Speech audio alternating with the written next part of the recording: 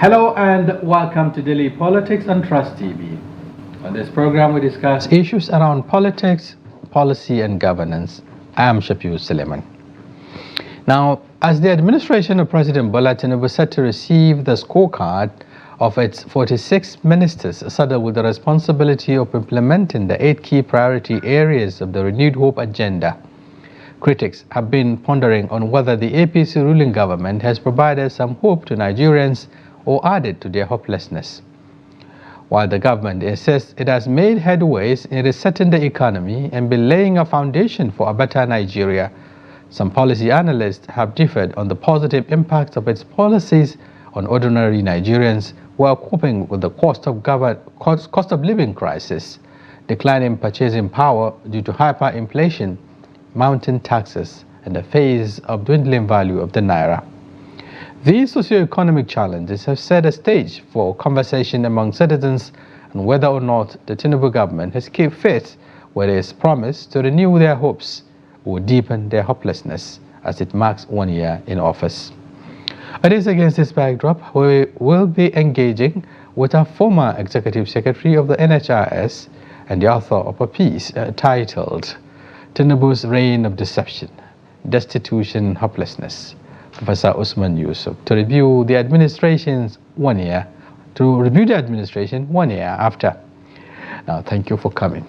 Thank you for having me. Now, we'll also be having Dr. Tokwe Paswa, the Special Advisor to the President on Economic Matters, Office of the Vice President. But before the conversation, here are some tidbits. Our former President, Dr. Goodluck Jonathan, has asked Governor Simi Laya Fubara and his predecessor, Nyesom Wike, to work together for the good of the people of Rivers State. Jonathan called for the truce today during the plug-off of the 222.1 billion naira Trans-Kalabari Road in Obio Akpo local government area. He described the political tension in Rivers State as worrisome. And the International Criminal Court is seeking arrest warrant for Hamas leader in Gaza, Yahya Sinwar, and Israeli Prime Minister Benjamin Netanyahu on charges of war crimes and crimes against humanity over the October 7 attacks on Israel and the subsequent war in Gaza, CNN reports. The court's chief prosecutor Karim Khan told CNN's Christian Amanpour in an exclusive interview on Monday. Khan said the ICC is also seeking warrants for Israel's Defense Minister Yoav Gallant, as well as 2 other top Hamas leaders, Mohammed Dayab Ibrahim al-Masri, the leader of the AI Al-Qassam brigades, who is better known as Mohammed Daif, and Ismail Haniyeh, Hamas political leader. The warrants against the Israeli politicians mark the first time the ICC has targeted the top leader of a close ally of the United States. The decision puts Netanyahu in the company of Russian President Vladimir Putin, for whom the ICC issued an arrest warrant over Moscow's war on Ukraine, and the Libyan strongman Muammar Gaddafi, who was facing an arrest warrant from the ICC for alleged crimes against humanity at the time of his capture and killing in October 2011. Now, we'll take a short break, and now we'll return. Our conversation commence. Stay with us. Thank you very much for staying with us. And now, as I said earlier, we have Professor Usman Yusuf, a former CEO of the NHRS, so also a member of the Northern Elders Forum. He's also a professor of hematology, oncology, and bone marrow transplantation. Once again, thank you for joining us. Thank you, Shafiu, for having me. All right, before we go deep into the conversation, you've had 2 of our tidbits. One has to do with the protracted political crisis in Rivers State. Former President Goodluck Jonathan, is asking for truce. I know you've been following that development. What's your take on it? Right. I mean, so elders are stepping in to do the right thing. And this is what elders should be doing. And I applaud President Goodluck Jonathan for stepping in. Just like former head of state Gowon stepped into this and sorted out this Niger crisis. So these are the kind of situations that elders need to step in and not be quiet. Right. I applaud President Goodluck Jonathan, and I ask all the warring factions in Rivers State to back off and allow Governor Fubara to do what he's elected to do. Right, okay. Let's take the next one, even though I wanted to ask a follow-up question with respect to the fact that President Bola Tinubu has also intervened at some point. They even came up with an 8-point resolution that did not work. Yeah, they didn't listen to him. Anyway. Okay. All right, so let's look at this, attempt by the ICC now to prosecute Benjamin Netanyahu, Prime Minister of Israel. Israel, and of course some Hamas leaders over this continuous genocide, in Gaza and other parts of the. What do you make of this resolution now? Right. I have always said problems are local, solutions are local. That's right. We have tons of problems here in Nigeria. My Gaza is Faskari, is Zamfara, is Maradun, is I see Nigerians looking elsewhere instead of focusing on issues. The Gaza crisis. Genocide anywhere is genocide. We are going through a lot of genocides in our backyard. Hundreds in Gaza, in the Plateau, in Niger, and nobody is talking about it. What is happening in Gaza, honestly, is very depressing, distressing, and sometimes I honestly don't want to talk about it. But this is a crime against humanity. But we have our Gaza here in Nigeria that we should be talking about. That's right. For the first time, ICC is coming up. Whether it can bite is another thing altogether. Yeah. Charging the likes of Benjamin Netanyahu, for crimes against humanity. Yeah, it's a mess. All right, okay. Let's look at our situation here in Nigeria. A government, of renewed hope, clocking a year in office. You wrote a piece, government of deception, destitution and hopelessness. Is it all bad stories in the last 1 year?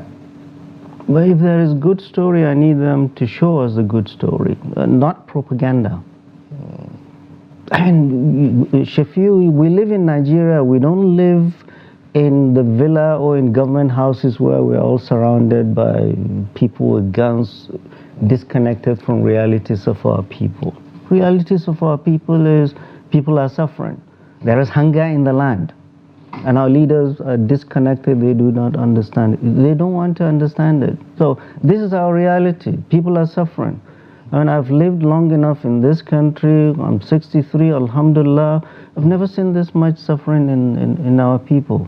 In a country where we've not witnessed drought because of rainfall shortage, or we are not at war, we're seeing our women lining up to receive cups of rice, like they do in war-torn Sudan and Gaza Strip.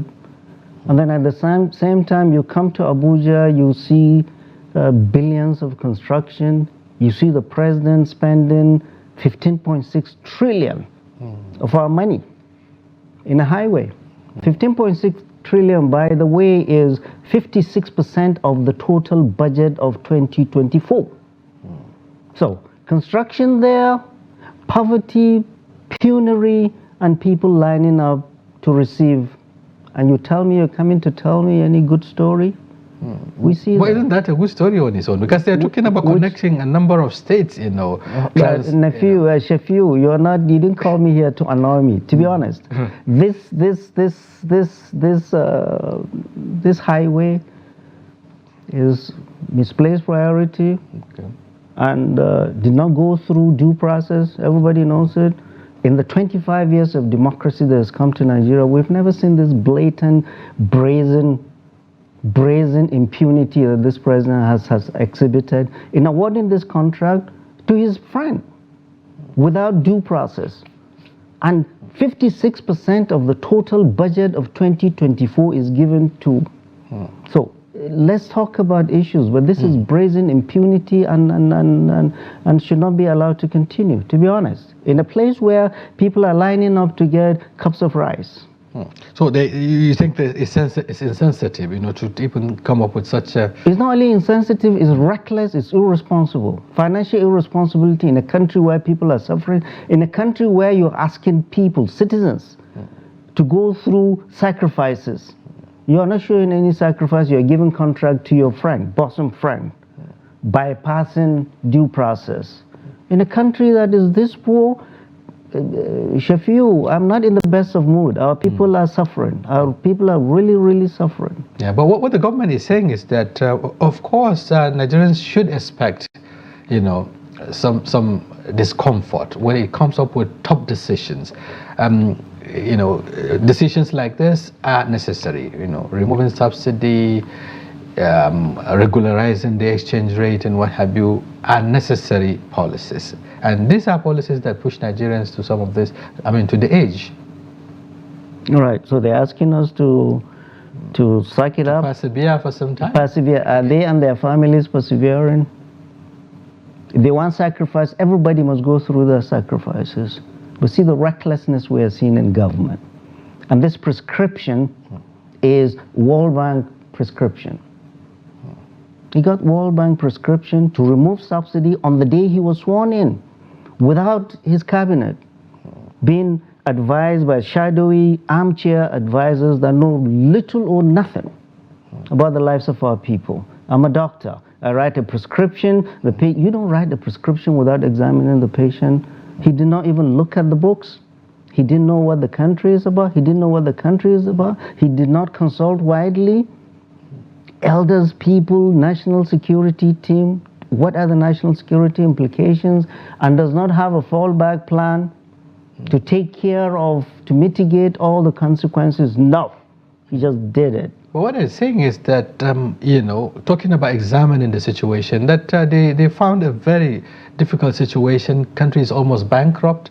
The subsidy has to go, otherwise the government cannot survive. Well, I have news for Nigerians. Subsidy is back in full.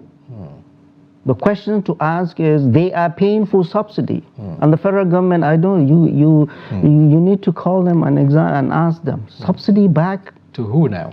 Oh, now we need to ask 3 questions.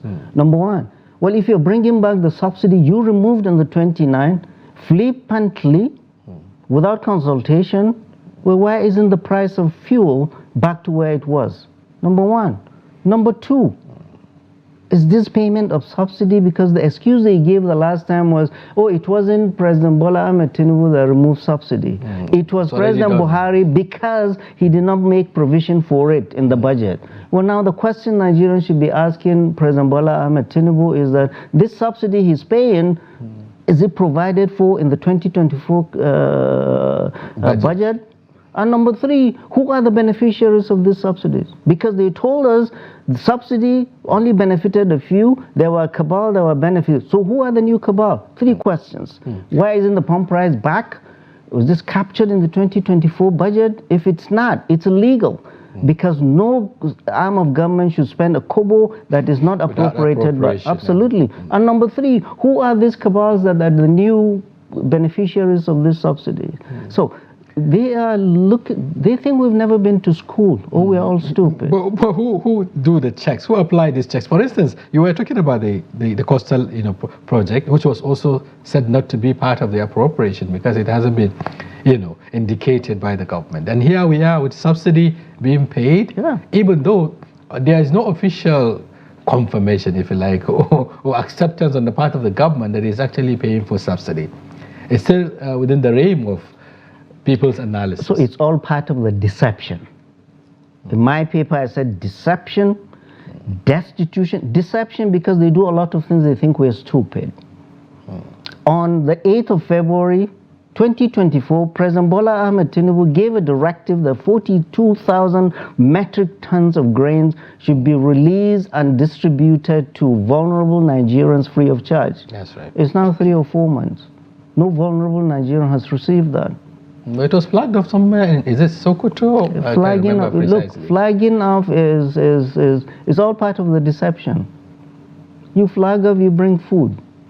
So 4 months, people that are hungry would have waited for this month. We in the hospital, we've seen an exponential rise in children being admitted with diseases of severe malnutrition. Hunger is real in this land. They are here in Abuja, they don't care. And they are coming to tell us what propaganda next week, that they've done this or that. The reality, there's nothing I say that cannot be checked. Yeah. Go back home and see how our people are suffering. But is it about the central government? You know, when you say they are here in Abuja, what about those at the subnational levels? They've collected triple what they used to collect as FAC, you know, allocation and what have you. Then where is it? Right. Good. So in that paper I wrote, President Bola Ahmed Tinubu is a politician at his core. He's already preparing for 2027. And there are 5 constituencies he's romancing and cultivating. One of the constituencies is the National Assembly. He's given them so much money, nobody is raising a question. Nobody is raising any question. We elected them and sent them there to represent us and ask questions. They are not asking questions. Nobody's asking questions that you're spending money on subsidy that has not been appropriated. Nobody's asking questions that you're spending 56% of the budget on a coast, on a highway, without it going through due process. They're all quiet. You remember the Ningi Gate, where they all stood up, oh, I got 500 million, oh, I got 300. That's what he does. He throws money at them and they keep quiet. Number 2, the governors. Removal of this subsidy. Throwing money, some would say this is an allegation anyway. Well, has it been established? No, look, my friend, it's not an allegation. We've seen the budget, we've seen the allocation, we've seen the allocation where they're going to spend over 96 million for a borehole. This is not a joke. Number 1, the governors are awash with money. Removal of this subsidy has meant they get a lot more money allocated to them during FAC. That's why you never hear any of these governors objecting against removal of subsidy and the sufferings of their people. What do they do with the money? We have not seen any commensurate development back home. What they do with the money is, truckload of palliatives, food, distributing rice. 64 years after our independence, we're still lining up to be given cups of rice. For goodness sake, by no less a person, it's not the UN or the UNICEF that's coming. No, our leaders, that there is money. The third group is the Muslim clerics. Those that supported the Muslim clerics, they are the ones you hear still praising him. And the fourth, he thinks the security services will protect him against the anger of the people. And the fifth, which is very annoying, are these traditional Hausa singers that sing nonsense praising him and divert the attention of our youth, restive northern youth, from the sufferings they are in. This is politics. You cannot play politics with the lives of our people. Yeah, talking about the ulama, they've been talking about it, asking God for seeking God's divine intervention, through prayers and what have you. And we're talking about the youths, being engaged by press singers and what have you. What's the nexus between this and perhaps the fact that youths in particular, not also paying attention to issues of governance? Look, the suffering will get to a point, that's why we are raising our voices. People are not able to feed. Workers, the few that work in this country, their salary cannot pay for their food, their rent, their transportation, their school fees, their basic necessities. The government has been fighting with labor. What is the minimum wage? 30,000. What is the price of a bag of rice? 50 kilos of rice. They recently offered 48,000, which was rejected by the labor. Yeah, 70,000. It's just a joke. And labor is not as strong as the labor we knew. Labor, workers of the world, workers of this country are suffering. Their salary is not a living wage. They cannot live on the wage they're in. That's the small percentage of Nigerians that are working. Those that are not working, they are left in penury. I know for a fact, you go to many of our villages, you bring out 1,000 naira, wallahi shafiu, nobody can give you change. That's how poor our people are. And we're here, our governors, the president and everybody else is spending billions and trillions. The schools are a mess. Go to all our primary schools in the north. Go to our hospitals in the north. People have stopped taking their medications, have stopped, because they cannot afford it. But the government would tell you that they've been also working hard to alleviate the sufferings, either in form of conditional transfers to the vulnerable people, or through consumer credit schemes, or through other means, like the student loans. You talked about the fact that, children cannot go to school because their parents and all of that. Are this also not... They're all part of the package of deception. Please, let's talk about something substantial. Conditional transfer, whatever. Is that not the humanitarian credit scheme? Is that not the humanitarian whatever ministry that they did this? They bring, and even the World Bank, is it the IMF that told them, stop bringing all these things, all these measures. We're going to do this, we're going to do this, you end up doing nothing. You end up doing nothing. This is the way they want to bombard the market with, oh yeah, we are creating this and that, then it's over. Oh, we are creating this and that. Go and look how many agencies or whatever they have, initiatives they have created since they came. What have they done? It's all talk and grammar. Yeah. But some say, getting the result this quick, it's not a possibility. Well, you have when you put in policies, you expect them to take some time to germinate and perhaps to impact, Right. So I honestly have not seen any policy. All he's done is get prescription from the World Bank, remove subsidy, devalue your currency, increase electricity tariff. There's nothing original. He was told to do that. Yeah. Our former presidents have been pressured by the World Bank and IMF to do that. But they were smart and wise enough to know the impact of that on their people.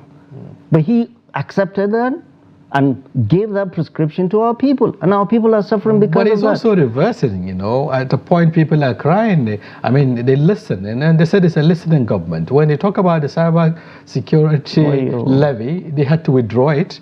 Here we are talking about returning the subsidy. All right. Isn't this done? Okay, talk to me about this cybersecurity levy. So, this government, President Bola Ahmed Tinubu's government thinks he can overtax us. This is exactly his modus operandi when he operated in Lagos. Taxation. There is no economy that will grow with overtaxing your people, citizens, beyond their ability to pay. Taxes do not grow economies, only production. We have not, our economy, the fundamentals of the economy are not good. And you're overtaxing, you're increasing electricity. Companies are letting people go off. How can you produce anything with this much electricity? In the hospital, they're on health. This increase in tariff, electricity tariff, will be the last thing that will break healthcare in this country. Medications cannot be stored. Even you go to mortuaries, they're smelling because of lack of electricity. There was a doctor that was complaining because he got electricity bill of 25.3.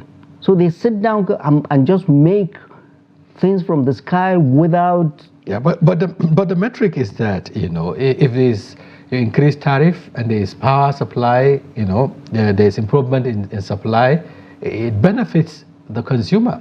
Instead of you using the money to go and buy fuel to power a generator, if there is an increase in tariff and then there is improvement in supply, it makes sense. So what do you do with all the tariffs you've been getting? At least during Abacha, when he removed subsidy, the excess money, we knew he did PTF. And we are still seeing the benefits of PTF. So what we are seeing, removal of subsidy, all the money you got, what you did was just give some to the governors. You don't know where the rest is going. And you're saying you're going to increase the tariff in electricity, but you're not going to tell us where this money is, what are you going to use this money for? You are not consulting anybody.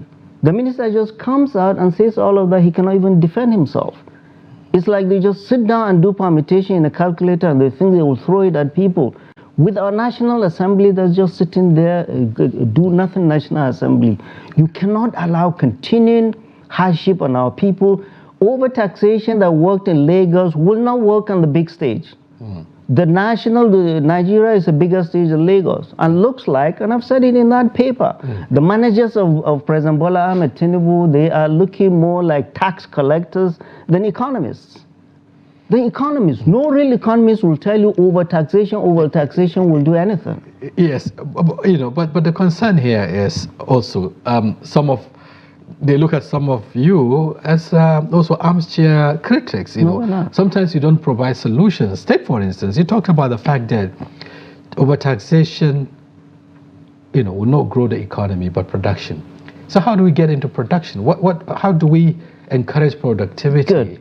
So at this stage, he wants us to tell him. He was the one who said, Emiloko, it's my turn.